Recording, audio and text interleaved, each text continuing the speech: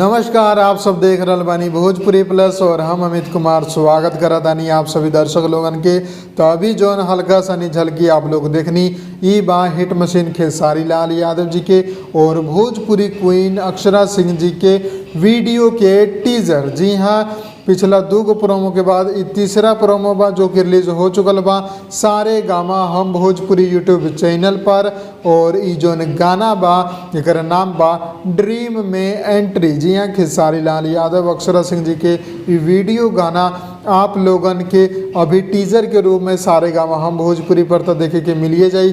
साथ ही साथ एकर फुल वीडियो के रिलीज डेट भी आ चुकल बा। जी हाँ, आप सब वीडियो के टीजर में ही देख लो हम कि लिखल बा 7 फरवरी के ई गाना आप लोगन के सारे गामा हम भोजपुरी यूट्यूब चैनल पर सुबह सुबह देखे के मिल जाई।